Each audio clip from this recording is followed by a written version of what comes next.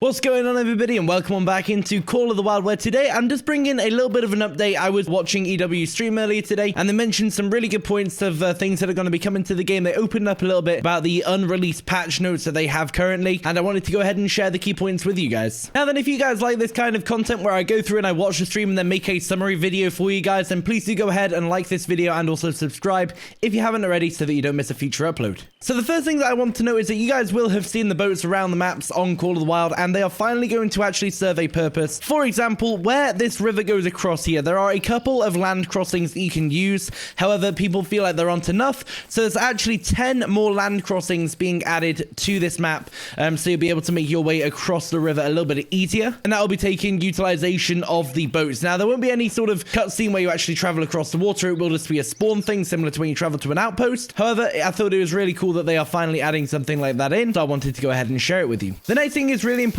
so what I need to make clear to you guys is that if you currently have any form of animal that you're trying to work up towards, whether it be a great one grind or a diamond grind, try and get it done before the next update, because on the cuatro colinas, Mississippi Acres, Rancho del Arroyo, and Vurhonga savanna maps, the animals are getting reset, okay? The reason for this is they've decided to go ahead and rework the way that the animals spawn in to try and reduce the amount of lag that large herds of animals can sometimes create. However, the only way that they can do this is by resetting the full population of the map. So if you guys are trying to grind up towards a diamond right now, try and get it done within the next couple of weeks, because if not, you may lose all your progress. That's one that I know a lot of players will be upset by. However, I thought it was really important that I let you guys know as quick as possible so that you can sort of put a little bit more effort into trying to get on that grind and trying to get the animal that you're going after before it's too late. The next thing is heavily Mississippi based, which is why I brought you onto the Mississippi Acres map today. First thing is that they are actually going to be reducing the amount of rain. Now, they did put the argument that Mississippi is one of the most heavily rained on areas of the state, so they're not going to fully get rid of it. However, they are going to put a lot of effort in towards making sure that it is reduced so that it's a bit more enjoyable when you're actually playing on the reserve.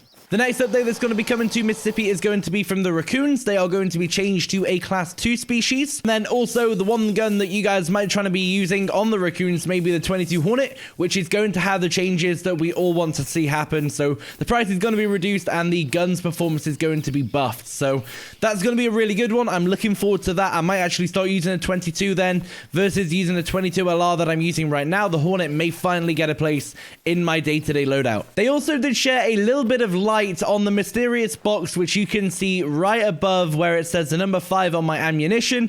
That is going to be for a scent eliminator indicator, which is going to be coming with the next update. They didn't exactly go into detail on what exactly the indicator will be. I'm not sure if it's going to be a timer or a strength indicator, but they did indicate that there will be some form of indicator coming to the scent eliminators. And then we didn't get the full patch notes this time around. However, we were given a little bit of an insight into a couple of the things that they can share. And one of the main ones that I know a lot of you guys out there will absolutely love, me included, after I made my geese video, they are finally going to be resetting the geese and fixing them so that they work as they did pre-patch. So that's going to be really cool. We'll finally be able to go ahead and start hunting the geese again to get our bank account stacked.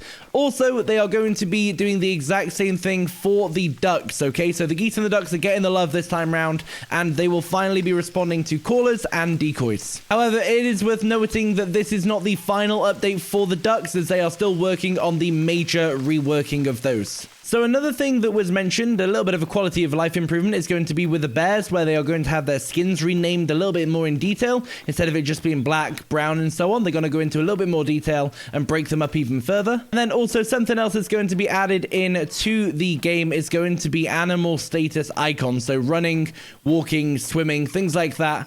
Flying for the birds, I imagine. They're going to add them in. I'm not too sure where they're going to fit in, whether it's going to be on the animal information data or on the harvest collection screen. However, that was something else that was mentioned. And then finally, two things regarding the update is going to be for the multiplayer. You will finally be able to go ahead and hear the players' callers. So other players that are next to you using callers, you'll finally be able to hear those. And also, they are going ahead and fixing the issue with the Great One right now, where you can actually see somebody else's Great One on there reserved so that you can invite players onto your map that can help you track down a great one if there is one available. And then the final thing of note that I wrote down for today's stream was going to be that the disturbed vegetation, which is currently one of your skills right up here, they have gone ahead and fixed that. There were some times when you would spawn in and that would not work. However, with the next update, that is now fixed, so you guys can go ahead and put that one in your skills and perks loadout if you wish. So there we have it. Like I said, just a very quick summary of today's stream, the things that we discussed, the patch notes that we went over,